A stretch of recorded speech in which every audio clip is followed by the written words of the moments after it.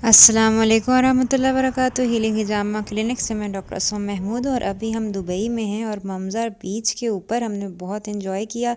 वहाँ पे आप स्विमिंग भी सीख सकते हैं और वहाँ पे आप बेसिकली जनरल सीनरी जो है वो एंजॉय कर सकते हैं। छुट्टियाँ किसी भी सेहतमंद ज़िंदगी के लिए बहुत ज़्यादा ज़रूरी होती हैं। मेरी पूरी कोशिश होगी कि दुबई की सैर आपको भी साथ साथ करवाई जाए और माशाल्लाह दुबई में हर किस्म के जो लोग हैं उनके लिए एंटरटेनमेंट का उन्होंने बहुत स्पेशल इंतज़ाम किया हुआ है।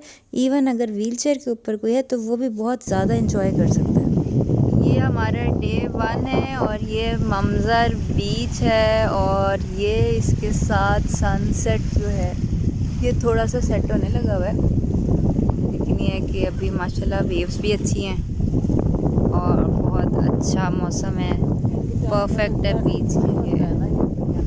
ये सारे जब सब लोग चले जाते हैं फिर ये कबूतर इधर बीच के ऊपर आते हैं, ये अपना बीच पना मनाते हैं, साथ थोड़े हल्के फुल्के स्नैक्स खा रहे हैं, वो उड़ रहे हैं, सीगल्स भी हैं, कबूतर भी हैं।